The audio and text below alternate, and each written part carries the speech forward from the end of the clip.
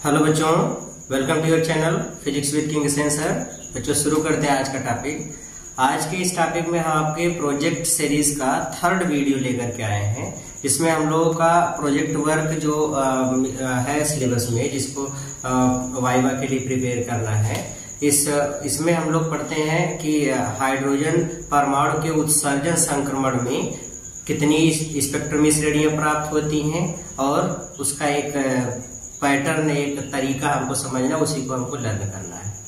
तो हाइड्रोजन परमाणु के उत्सर्जन संक्रमण में प्राप्त विभिन्न स्पेक्ट्रमी श्रेणियां, ये हम लोगों का टॉपिक है। इसी के बारे में आज हम लोग डिस्कस करेंगे। आज ये सबसे पहले हेडिंग बनाते हैं हाइड्रोजन परमाणु के उत्सर्जन संक्रमण में प्राप्त विभिन्न स्पेक्ट्रमी श्रेणियां।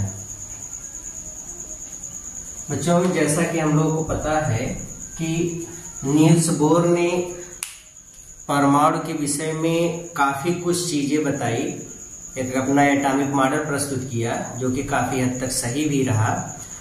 नील्स बोर के परमाणु मॉडल की सहायता से हम लोग हाइड्रोजन स्पेक्ट्रम की सफलतापूर्वक व्याख्या भी कर पाए कि रेखीय स्पेक्ट्रम कैसे प्राप्त होता है, ये सारी चीजें। बाकी रदरफोर्ड का, थॉमसन का, बाकी कुछ एटॉमिक मॉडल फेल भी हो गए। अच्छा, रदरफोर्ड के बाद जो नील्स बोर ने एटॉमिक मॉडल दिया, उसमें उन्होंने काफी कुछ करेक्शन किए, बताया एटॉमिक मॉडल में कि जैसा कि रदरफोर्ड का सोचना था कि इलेक्ट्रॉन नाभिक के चारों तरफ चलते समय एनर्जी निकालता है, तो रदरफोर्ड का वो सोचना गलत था। नील्स बोर ने कहा कि नहीं, एनर्जी नहीं निकालता। तभी स्टेबिलिटी की व्याख्या हुई कि एटम कैसे स्टेबल रहता है। ये सारी चीजों को डिस्कस करते करते उन्होंने जितनी भी बातें बताई सब कुछ ठीक थी, लेकिन इनके भी एटॉमिक मॉडल या बोर के भी एटॉमिक मॉडल में कुछ न कुछ कमियां रह गई।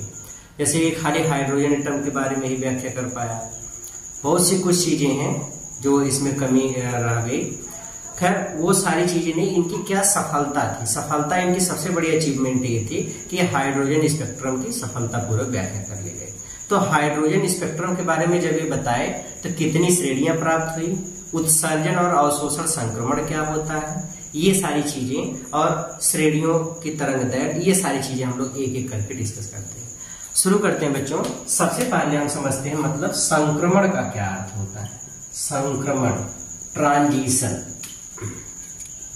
संक्रमण का अर्थ होता है बच्चों, मीनिंग समझो। संक्रमण का मतलब होता है interchanging of orbit, interchanging of orbit, या कक्षा का स्थानांतरण, कक्षा का स्थानांतरण। मतलब हाइड्रोजन परमाणु के भीतर या किसी भी परमाणु, पहले ट्रांजिशन किसी भी परमाणु के भीतर इलेक्ट्रॉन का एक कक्षा से दूसरी कक्षा में जाना, this is known as transition of atom. जैसे मान लो एक एटम के चारों तरफ या एक एटम में न्यूक्लियस के चारों तरफ कई ऑर्बिट होती है, अनंत तक कक्षाएं होती हैं। अगर इलेक्ट्रॉन एक कक्षा को छोड़कर, अपनी कक्षा को छोड़कर किसी दूसरी कक्षा में गया, एक कक्षा से दूसरी कक्षा में गया, अब चाहे लोअर से हायर जाए, चाहे हायर से लोअर में चला है, चाहे दूसरे से पहले में या पहले से तीसरे में, चाहे लोअर से हायर एनर्जी लेवल में जाए या हायर एनर्जी लेवल से लोअर एनर्जी लेवल में, दोनों ही प्रोसेस में वो अपनी कक्षा बदल रहा है। और चेंज ऑफ ऑर्बिट, अपनी कक्षा को बदलना ही, वही चीज क्या कहलाता है, ट्रांजिशन। क्या कहलाता है, ट्रांजिशन। अच्छा, ट्रांजिशन भी दो तरीके के होते हैं। ट्रांजिशन कितने प्रकार के होते हैं, दो तरीके के। कौन कौन से दो तरीके हैं बच्चों? अब इनके दो तरीकों को समझिए। ट्रांजिशन के दो तरीके ये हैं कि पहला तरीका है जिसको हम लोग कहते हैं ट्रांजिशन में अवशोषण संक्रमण। क्या है, अवशोषण संक्रमण। तो अवशोषण संक्रमण क्या होता है, इसको समझते हैं। सबसे पहले लेते हैं अवशोषण संक्रमण। आ जाइए, अवशोषण संक्रमण।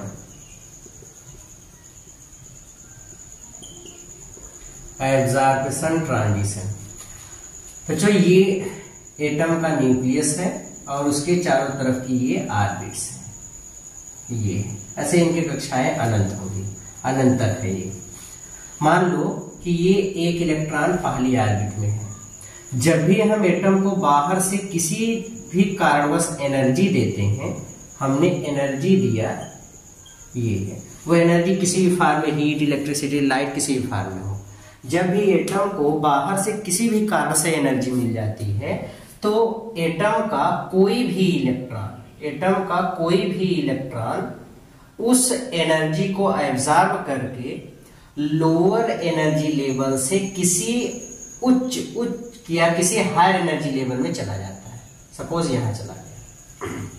फिर से सुनो, जब भी हम परमाणु को बाहर से किसी भी कारण से एनर्जी देते हैं, किसी भी तरीके से एनर्जी मिल जाए, बाहर से एनर्जी देते हैं तो परमाणु का कोई भी इलेक्ट्रॉन उस एनर्जी को एब्जॉर्ब कर लेता है।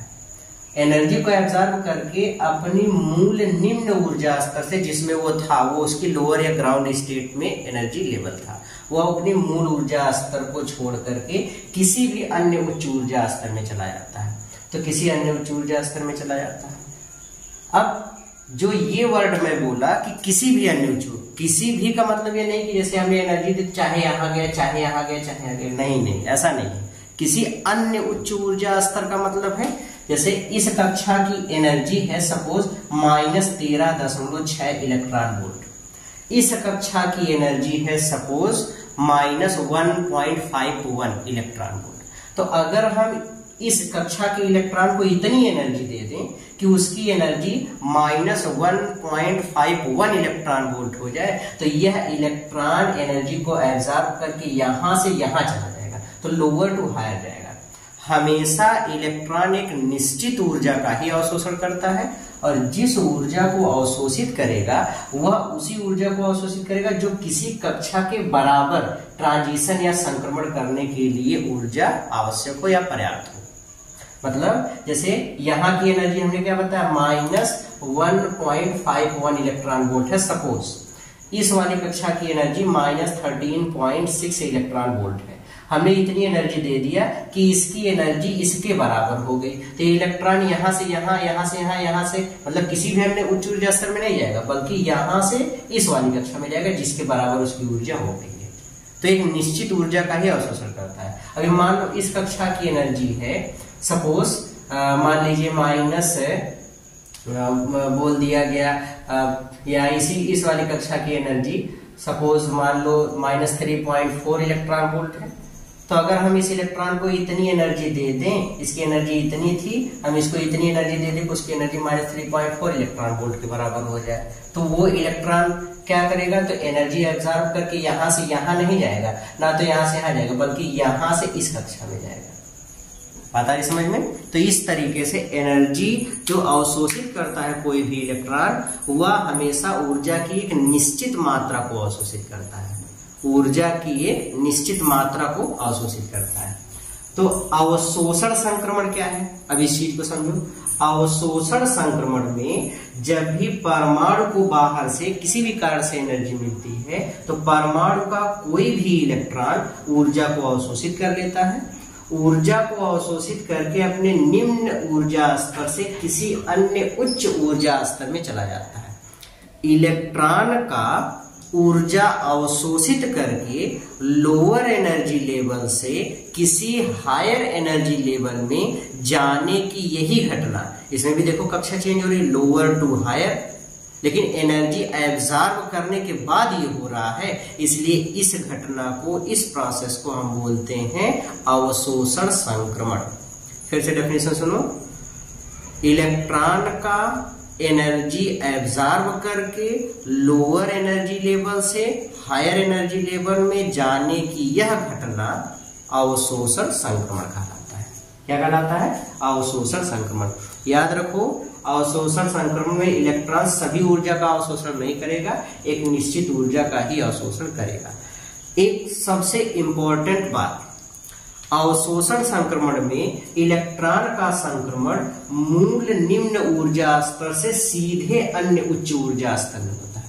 जैसे मान लो इस इलेक्ट्रॉन के पास इतनी एनर्जी थी, इस वाली कक्षा के पास इतनी, इस कक्षा की एनर्जी इतनी है, हमने इलेक्ट्रॉन को इतनी एनर्जी दे दी कि इलेक्ट्रॉन की एनर्जी अब बढ़ करके इतनी हो गई। मतलब इसकी एनर्जी इतनी थी पहले -13.6, हमने इलेक्ट्रॉन को इतनी एनर्जी दे दी कि उसने एनर्जी एब्जॉर्ब किया और उसकी एनर्जी हो गई -1.5 इलेक्ट्रॉन वोल्ट। तो ये यहां से यहां पे जाएगा, लोअर से हायर वाली कक्षा में जाएगा, ठीक है। लेकिन जब वो जाएगा तो एनर्जी एब्जॉर्ब करने के बाद यहां से यहां सीधे जाएगा, ऐसा नहीं कि पहले यहां से यहां दूसरी कक्षा में गया, दूसरी तीसरी, तीसरी चौथी, इस तरीके से नहीं जाएगा। और ये भी नहीं पहले से तीसरी फिर यहां से यहां, अन्य कक्षाओं को होता हुआ नहीं, बल्कि मूल ऊर्जा स्तर से सीधे अन्य उच्च ऊर्जा स्तर में जाएगा। बात आ गई समझ में? तो अवशोषण संक्रमण के दौरान इलेक्ट्रॉन का संक्रमण इस तरीके से होता है कि इलेक्ट्रॉन ऊर्जा अवशोषित करके अपने मूल निम्न ऊर्जा स्तर से सीधे अन्य उच्च ऊर्जा स्तर में आता है। मूल निम्न ऊर्जा स्तर से सीधे अन्य उच्च ऊर्जा स्तर में आता है, अन्य कक्षाओं को होता हुआ नहीं आता। ये अवशोषण संक्रमण है, ठीक है। इस तरीके से डिफाइन करेंगे किसको? अवशोषण संक्रमण को। ओके, अब देखते हैं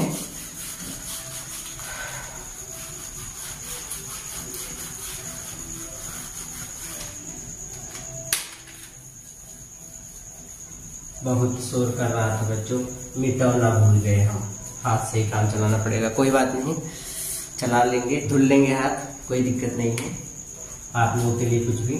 चलिए नेक्स्ट, दूसरा संक्रमण का प्रकार है जिसको हम बोलते हैं उत्सर्जन संक्रमण। उत्सर्जन संक्रमण, इमिशन ट्रांजिशन इसको बोलते हैं, इमिशन ट्रांजिशन।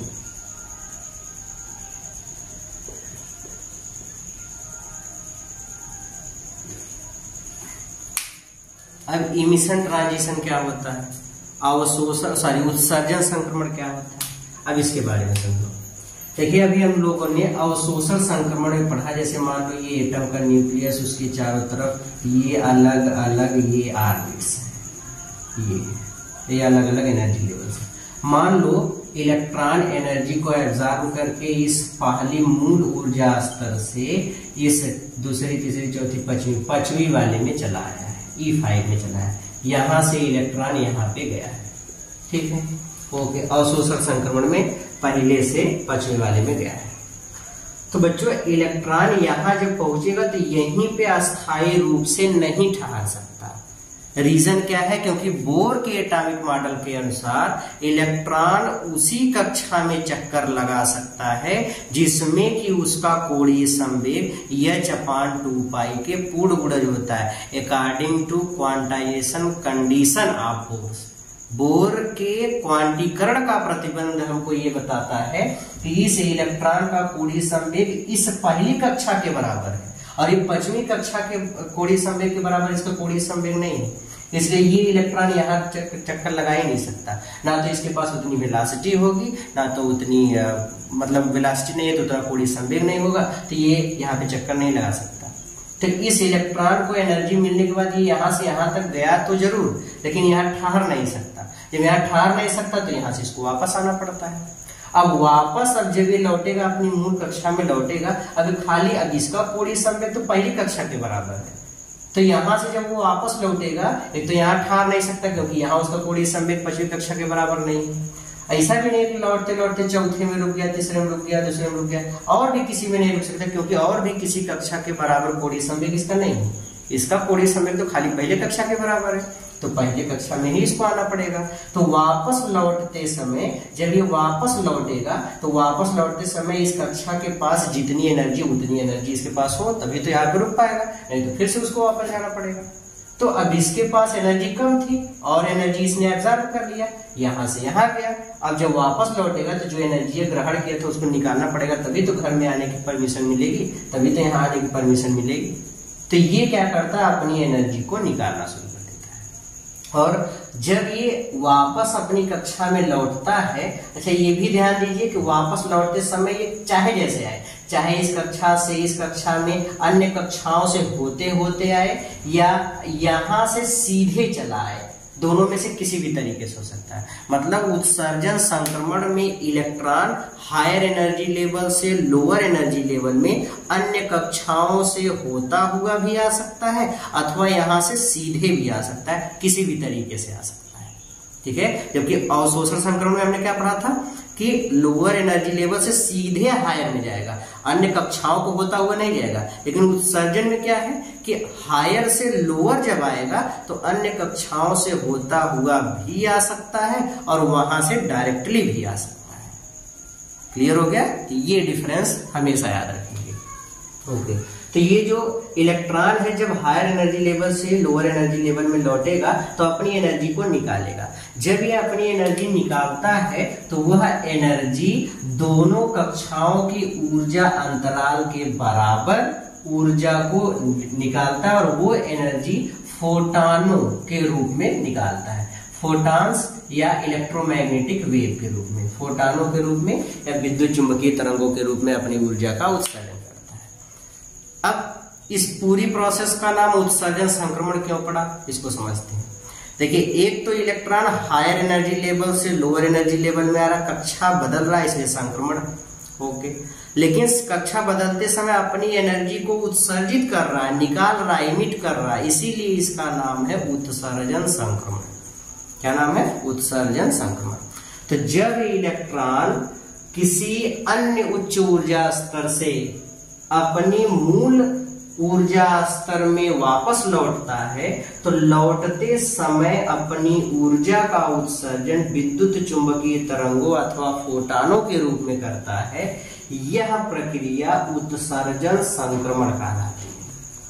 जब इलेक्ट्रॉन उच्च ऊर्जा स्तर से निम्न ऊर्जा स्तर में वापस लौटता है तो लौटते समय अपनी ऊर्जा का उत्सर्जन विद्युत चुंबकीय तरंगों या फोटॉनों के रूप में करता है। यही प्रक्रिया, यही घटना उत्सर्जन संक्रमण कहलाती है। क्या कहलाती है? उत्सर्जन संक्रमण। अच्छा, उत्सर्जन संक्रमण में जो तरंग निकली या जो फोटॉन उत्सर्जित होते हैं उस फोटॉन की वेवलेंथ, इंपॉर्टेंट चीज है बच्चों, वेरी इंपॉर्टेंट फार्मूला। जो उत्सर्जन संक्रमण में फोटॉन निकलते हैं, जो तरंगे उत्सर्जित होती हैं, उन तरंगों की या फोटॉनों की तरंगदैर्घ्य का फार्मूला है 1/λ = Z² ब्रैकेट में 1/N I² माइनस 1/NF²। मैं यहाँ पे प्रतीकों का अर्थ लिख देता हूं, आप कंफ्यूज ना होए। लैम्डा क्या है? तरंग दैर्घ्य है। किसकी तरंग दैर्घ्य? उत्सर्जित फोटॉन की या फिर उत्सर्जित विद्युत चुंबकीय तरंग की वेवलेंथ है। जेड है एटॉमिक नंबर, परमाणु क्रमांक है। अगर हम हाइड्रोजन एटम की बात करेंगे तो जेड की वैल्यू H एटम के लिए, हाइड्रोजन परमाणु के लिए हमेशा कितनी होगी? हाइड्रोजन एटम के लिए जेड की वैल्यू हमेशा 1 ले लेंगे। जेड परमाणु क्रमांक है। आर है बच्चों रीडबर्ग नियतांक, रीडबर्ग कांस्टेंट या रीडबर्ग नियतांक। इसका मान होता है आर की वैल्यू 1.097 × 10⁷ पर मीटर, इतना ये इसका मान है रीडबर्ग नियतांक का।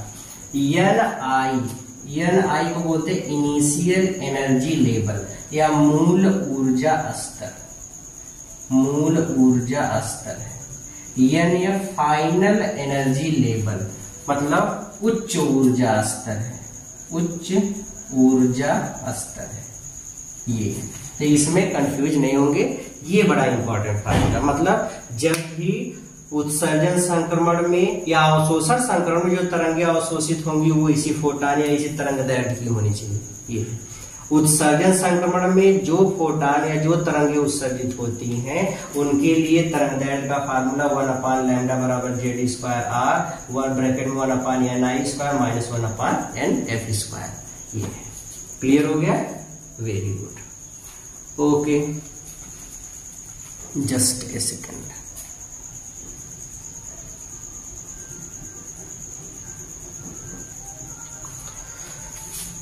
मिटा देते हैं इसको।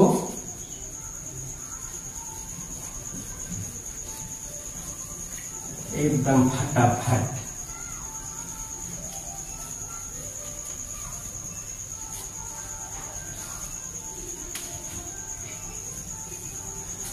ये अब बच्चों उत्सर्जन संक्रमण में कितनी श्रेणियां प्राप्त होती हैं इसकी बात कर लें तो देखिए बोर्स ने अपने एटॉमिक मॉडल में और बाकी एक्सपेरिमेंट्स के तहत उन्होंने ये बताया कि हाइड्रोजन परमाणु के उत्सर्जन संक्रमण में कुल 5 प्रकार की श्रेणियां प्राप्त होती हैं।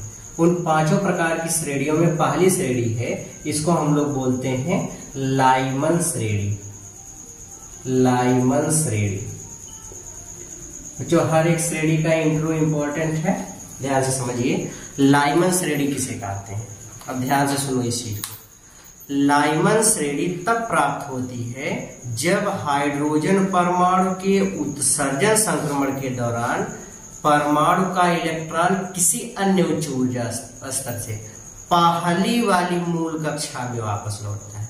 मतलब उत्सर्जन संक्रमण में ऊर्जा निकलेगी और वो ऊर्जा इलेक्ट्रोमैग्नेटिक वेव या फोटॉनों के रूप में निकलेगी, लेकिन इलेक्ट्रॉन कहां से कहां पे आने पे एनर्जी निकालेगा, या इस लाइमन श्रेणी की तरंगदैर्घ्य या लाइमन श्रेणी हमको मिलेगी। तो आंसर जब इलेक्ट्रॉन किसी भी हायर एनर्जी लेवल से किसी भी उच्च ऊर्जा स्तर से पहले वाली मूल ऊर्जा स्तर में आता है। अगर इलेक्ट्रॉन किसी अन्य उच्च ऊर्जा स्तर से पहली वाली मूल ऊर्जा स्तर में आएगा तो जो तरंगदैर्घ्य निकालेगा, जो फोटॉन उत्सर्जित करेगा, उस फोटॉनों की तरंगदैर्घ्यों की जो एक श्रेणी, जो एक पैटर्न, जो एक स्पेक्ट्रम मिलेगा, उसी को हम लोग बोलेंगे लाइमन श्रेणी। बात आ गई समझ में? ओके। तो जैसे मान लो कि ये एटम का न्यूक्लियस और उसकी चारों तरफ की ये ऑर्बिट्स है। ओके। इलेक्ट्रॉन मान लो यहां से अगर आ रहा है तो भी पहले में आएगा, यहां से आ रहा है तो भी पहले में आएगा, यहां से आ रहा है तो भी पहले, मतलब कहीं से भी है, किसी अन्य उच्च ऊर्जा से पहले में ही लौटेगा। मतलब मूल कक्षा कौन सी होगी? पहले। तब जो तरंगदैर्घ्य निकलेगी इससे इसकी जो तरंगदैर्घ्य सबकी एक अगर श्रेणी, एक स्पेक्ट्रम बनाएंगे तो उसको क्या बोलेंगे? लाइमन श्रेणी। तो वो लाइमन श्रेणी। ओके।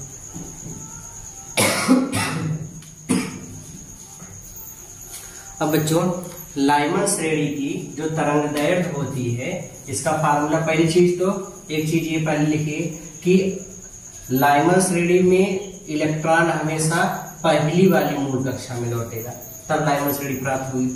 दूसरा, किसी भी अन्य उच्च ऊर्जा स्तर, पहली में लौट रहा है मतलब उच्च ऊर्जा स्तर पहली को छोड़कर कुछ भी हो सकता है। तो 2, 3, 4, 5, 6 ये सब इसके उच्च ऊर्जा स्तर हो गए।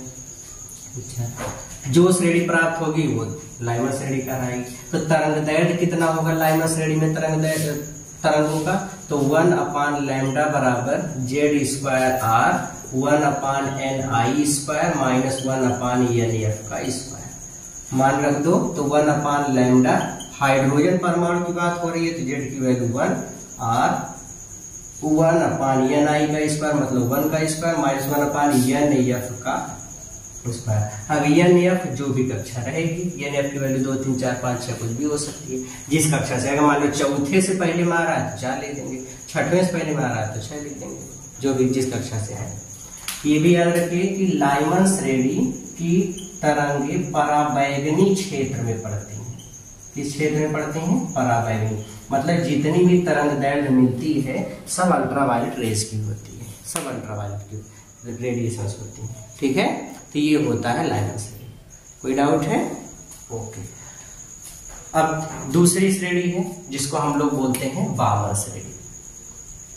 क्या है? बामर श्रेणी। ये इंपॉर्टेंट भी है एग्जाम के भी आपके दृष्टि से। बामर श्रेणी क्या है? तो बच्चों सेम परिभाषा, हाइड्रोजन परमाणु के उत्सर्जन संक्रमण के दौरान जब परमाणु का इलेक्ट्रॉन किसी भी अन्य उच्च ऊर्जा स्तर से दूसरी निम्न मूल ऊर्जा स्तर में आता है, मतलब हायर एनर्जी लेवल कुछ भी होगा, संक्रमण करेगा तो किस में आएगा? दूसरे में। अगर दूसरे में, दूसरी वाली कक्षा अगर उसकी लोअर एनर्जी लेवल है तो जितनी भी तरंगदैर्घ्य प्राप्त होती है उनकी जो श्रेणियां बनती हैं उसको हम लोग बोलते हैं बामर श्रेणी। हाइड्रोजन परमाणु के उत्सर्जन संक्रमण के दौरान जब परमाणु का कोई इलेक्ट्रॉन किसी भी अन्य उच्च ऊर्जा स्तर से दूसरी मूल ऊर्जा स्तर में संक्रमण करेगा तो जो श्रेणी प्राप्त होगी उसको क्या बोलेंगे, बामर श्रेणी। बामर श्रेणी में अब मूल ऊर्जा स्तर कौन सी होगी, दूसरी। अब दूसरी से पहली वाली आ जाएगा तो और लोअर हो जाएगा, लेकिन दूसरी कक्षा ही उसकी लोअर एनर्जी लेवल है, तो इससे हायर कौन सी होगी, 2 से बड़ी संख्या, मतलब 3, 4, 5, 6, 7 ये सभी NF की वैल्यू। तरंग दैर्ध्य का फार्मूला तो 1/λ बराबर R 1/Ni के स्थान पे 2 का स्क्वायर माइनस 1/NF का स्थान पे वही रहने दीजिए, क्योंकि NF की वैल्यू तो अभी ये पता चलेगा उससे नहीं कि कहां से कहां पे आ रहा है। मान लो कि तीसरे से दूसरे में आया तो NF मान 3 रख दो, 5वें से दूसरे में आया तो NF का मान 5 रख दो। लाइमन श्रेणी की बच्चों अधिकांश भाग ये दृश्य प्रकाश क्षेत्र में पड़ता है, दृश्य प्रकाश क्षेत्र। बामर श्रेणी की तरंगे जो होती हैं उसका अधिकांश भाग कहाँ पड़ता है, दृश्य प्रकाश क्षेत्र। मतलब इतनी तरंग दैर्ध्य निकलती सब विजिबल लाइट की होती है, जिसमें लाल, नीला, पीला ऐसे वाली तरंग दैर्ध्य हमको मिलेगी। ओके, तो ये बामर श्रेणी हो गई। तीसरी श्रेणी लेते हैं जिसको हम लोग बोलते हैं पाश्चन श्रेणी।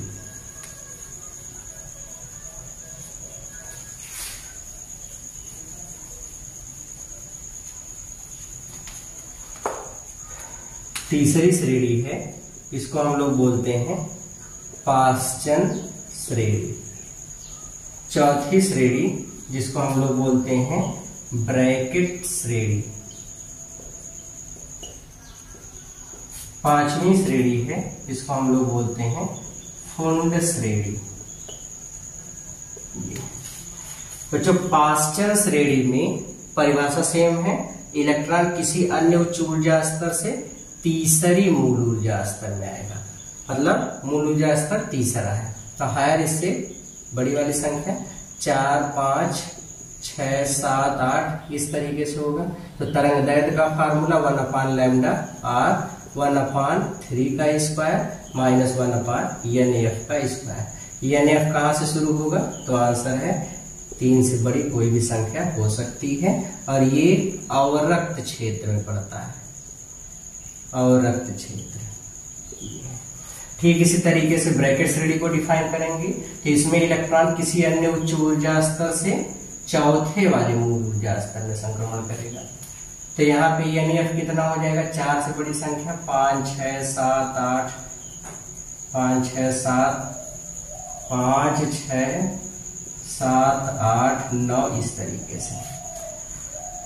यहाँ पे तरंग दैर्ध्य का फार्मूला 1/λ बराबर R 1/4 का स्क्वायर माइनस 1/NF का स्क्वायर। ये तरंग दैर्ध्य का फार्मूला, और ये भी किस क्षेत्र में पड़ता है, अवरक्त क्षेत्र। लास्ट है फुंड श्रेणी। सेम चीज, किसी भी अन्य उच्च ऊर्जा स्तर से इलेक्ट्रॉन 5वीं मूल कक्षा में संक्रमण करता है तो इससे उच्च ऊर्जा स्तर कौन सा होगा, 6वीं, 7वीं, 8वीं, 9वीं, 10वीं ये वाली कक्षाएं होंगी। तरंग दैर्ध्य का फार्मूला 1/λ बराबर R 1/5 का स्क्वायर माइनस 1/NF का स्क्वायर। NF की वैल्यू कुछ भी हो सकती है, 5 से बड़ी संख्या। और ये वाली तरंगे भी सब किस क्षेत्र में पड़ती हैं, अवरक्त क्षेत्र में। ठीक है, ओके। तो इस तरीके से बच्चों हाइड्रोजन स्पेक्ट्रम के उत्सर्जन संक्रमण में कुल कितनी श्रेणियां प्राप्त होती हैं, 5। कौन कौन सी, लाइमन, बामर, पाश्चन, ब्रैकेट और फुंड।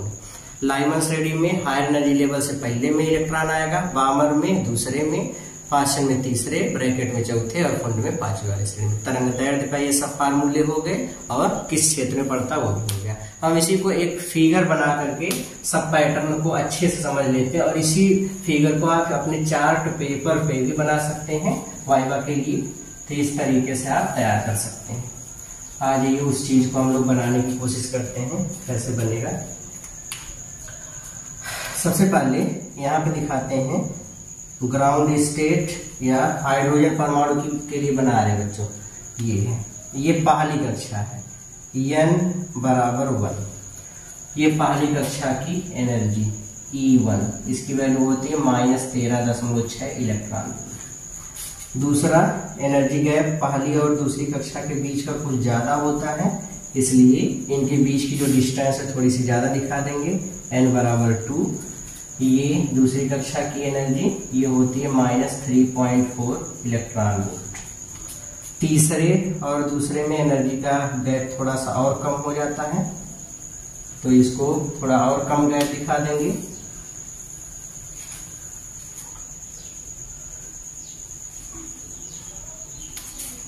ये तीसरी कक्षा है, यहाँ पे दिखा देंगे E3 और E3 की वैल्यू 1.51 इलेक्ट्रॉन वोल्ट।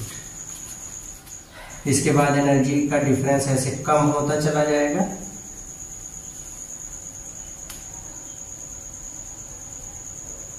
ये सब एनर्जी के डिफरेंस ऐसे कम होते चले जाएंगे।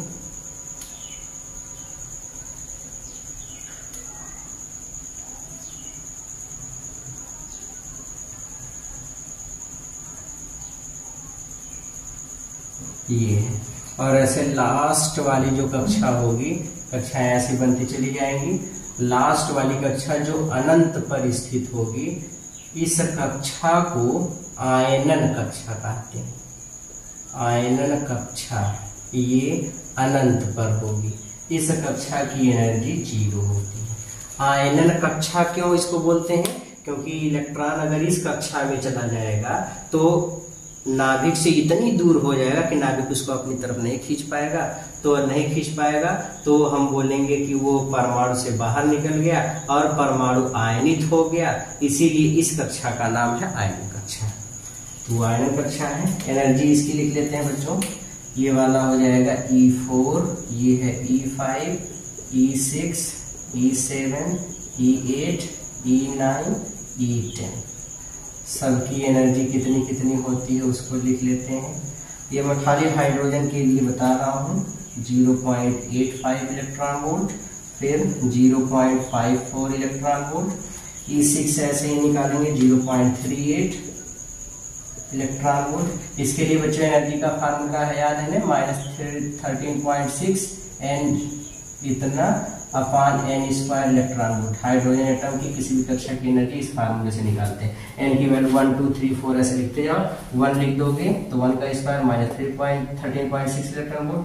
2 लिख दोगे 4 से भाग कर दोगे इतना आ जाएगा। वैसे 3 रख करके स्क्वायर करते करते भाग करते चले जाएंगे, तो ये सब इसकी एनर्जी हो जाएगी। बाकी आप कैलकुलेट करके लिख सकते हैं। ये n बराबर 4, n बराबर 5, n बराबर 6, ये 7वीं कक्षा, ये 8वीं कक्षा, ये 9वीं कक्षा और ये 10वीं कक्षा। ऐसे ही कक्षाएं कई ठे रहेंगी। अब देखो, अगर मान लो इलेक्ट्रॉन का संक्रमण हायर एनर्जी लेवल से पहली वाली मूल कक्षा में हुआ, या 9वें से पहले में चला है, या 8वें से पहले में चला है, या 7वें से पहले में चला है, या 6वें से पहले में चला है, या 5वें से पहले में चला है, या 4थे से पहले में चला है, या इससे पहले में चला है, या इससे पहले में चला है। तो ये संक्रमण देखो किसी भी अन्य उच्च ऊर्जा से पहले में हो रहा है। संक्रमण पहले वाली मूल कक्षा में हो रहा है, इसलिए जितनी भी श्रेणियां हमको मिलेंगी, जितनी तरंगदैर्घ्य मिलेंगी, ये सभी जितनी भी तरंगदैर्घ्य मिलेंगे सबको एक श्रेणी में रखेंगे। और जब पहली मूल कक्षा में संक्रमण होगा तो उसको क्या बोलेंगे? लाइमन श्रेणी। तो ये लाइमन श्रेणी कहलाएगी। लाइमन श्रेणी के लिए तरंगदैर्घ्य का फार्मूला 1/λ बराबर r, 1/1 का स्क्वायर माइनस 1/NF का स्क्वायर ये है। और ये किस क्षेत्र में पड़ता है? तो पराबैंगनी क्षेत्र में। तो पराबैंगनी क्षेत्र में ये पड़ेगा। और NF यहाँ पे कहाँ से स्टार्ट होगा? 2 3 4 5 इस तरीके से। ये तो लाइमन श्रेणी होगी। इसी तरीके से अगर किसी भी अन्य उच्च ऊर्जा स्तर से, मतलब यहाँ से आना शुरू किया, दूसरी वाली कक्षा इसकी मूल कक्षा हो गई, यहाँ आया, फिर यहाँ से चला यहाँ आया, यहाँ से चला यहाँ आया, ये मतलब कक्षा इसमें कौन सी है? मूल कक्षा। तो वहां से दूसरी वाली। अगर दूसरी वाली कक्षा इसकी मूल कक्षा है तो जो श्रेणी प्राप्त होगी उसको हम बोलेंगे बामर श्रेणी। ये बामर श्रेणी का अधिकांश भाग दृश्य में पड़ता है, दृश्य प्रकाश क्षेत्र में पड़ता है, ये है। और इसकी तरंगदैर्घ्य का फार्मूला 1/λ बराबर r, 1/2 का स्क्वायर -1/NAF का स्क्वायर। दिखे अगर ना, अगर वीडियो में क्लियर नहीं दिख रहा हो बच्चों, तो इसके लिए आप सुन लो 1/λ बराबर r 1/2 का स्क्वायर -1/NF का स्क्वायर। यह मैं बाबर श्रेणी में एक बार बता चुका हूँ, तो ये सारी चीजें आप वहां से भी लिख सकते हैं। NAF की वैल्यू 3 से शुरू होगी, 3, 4, 5, 6 इस तरीके से ये है। इसी तरीके से अगर किसी भी अन्य उच्च ऊर्जा स्तर से तीसरी वाली कक्षा में अगर संक्रमण होता है, ये है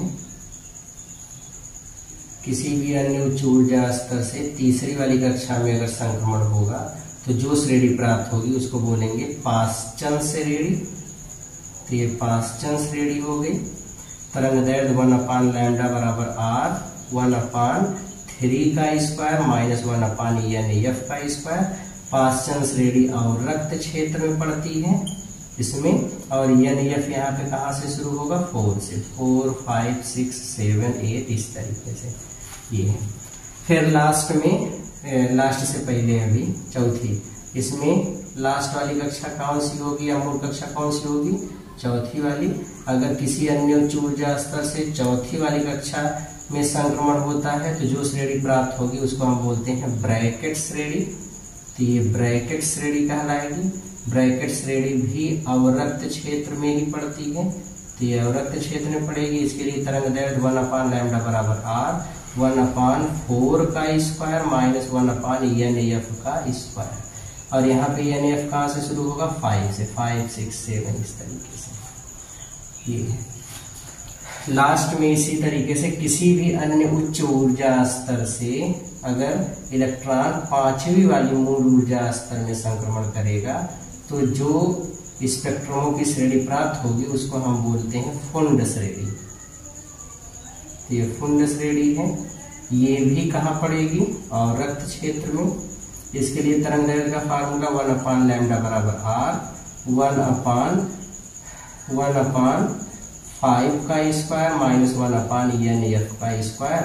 और NAF कहाँ से शुरू होगा, तो 6, 7, 8 ये है। तो इसके लिए इस वाली श्रेणी के लिए ये तो फुंड श्रेणी इस तरीके से प्राप्त होगी। इस वाले पूरे पैटर्न को आप बच्चों ग्राफ चार्ट पेपर पे भी बना सकते हैं और इसी से आप अपना वाइवा दे सकते हैं। तो ये है हाइड्रोजन परमाणु के उत्सर्जन संकरण में प्राप्त विभिन्न स्पेक्ट्रम श्रेणियां। 5 श्रेणी होती है।